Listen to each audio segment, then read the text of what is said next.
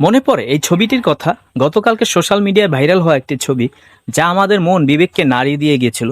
যে একজন মানুষ একজন কুলির টাকা কি মেরে দিতে পারে? আসলে ভাই, ঘটনা কিন্তু এটা না। ঘটনার পিছে কিন্তু ঘটনা থাকে। ঘটনা জেনে আমরা কাউকে দোষারোপ করতে পারি। কিছুদিন আগে আপনাদের মনে হবে ঢাকা বিশ্ববিদ্যালয়ের একটি ঘটনা, একটি চাকমা ছেলে একজন মুরব্বীকে মারতেছিল, এরকমের একটা ভিডিও কিন্তু ভাইরাল হয়েছিল। কিন্তু পরবর্তীতে দেখা গেল কি ওই মুরব্বী ওই বিশ্ববিদ্যালয় এলাকায় মাদক বিক্রি করে, মানে বিভিন্ন সে মাদক বিক্রি করে। এরকমের অনেক আছে, মুরব্বী আছে, আমার নিজের চোখে দেখা, মাথায় টুপি দেওয়া, তারা মাদক বিক্রি করে ওই ঢাকা বিশ্ববিদ্যালয়ের এলাকায়।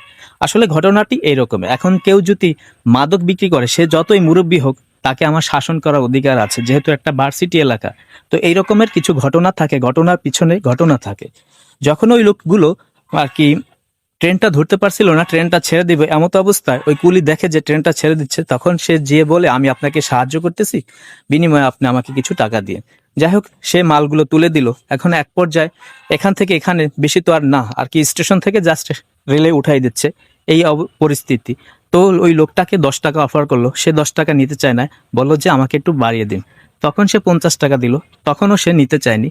তখন হয়তো তাদের মধ্যে একটা কথা কাটি চলছে এবং ট্রেনটা ছেড়ে দিচ্ছিল। তখন সে ওই 200 টাকাও দিত। তো সে বলছে যে আমার কাছে এখন ভাঙতি নেই, হয়তো এই অবস্থায় ট্রেনটা ছেড়ে দিচ্ছে। আর ছেলেটা দৌড়াচ্ছে যে আপনি আমাকে টাকা দেন, টাকা দেন। হয়তো সে দিতে পারেনি, ট্রেনটা ছেড়ে দিয়েছে। আমরা দেখেছি যে ওই লোকটারই আসলে দোষ। আসলে দোষ এখানে না। অনেক সময় এই কুলিরা কিন্তু বার্গেটিং করে থাকে। 1 টাকার জায়গায় 100 টাকা নেয়, এবং 100 টাকার জায়গায় 1000 টাকাও চেয়ে পড়ে, এবং অনেকে এটা বার্গেটিং করে। আসলে দেখেন, যার টাকা আছে সে দিতে গায়ে বাঁধবে না, কিন্তু আপনার অনেকের কাছে টাকা থাকে না, তখন তার কাছে ওই 10 টাকাই কিন্তু অনেক টাকা হয়ে যায়। কিন্তু এই রকমের ঘটনা থাকে, ঘটনার পিছনে ঘটনা থাকে। আমরা কাউকে না জেনে সোশ্যাল মিডিয়ায় আমাদের আবেগ বেশি, এটাই হচ্ছে আমাদের আবেগ। আমরা অনেকেই দোষারোপ করে ফেলে যে না, সে আসলেও দোষী। আসলে ঘটনাটা যদি জানুন, তারপরে মন্তব্য করুন, আমার মনে হয় তাহলে ভালো হবে। আসসালামু আলাইকুম, ভালো থাক।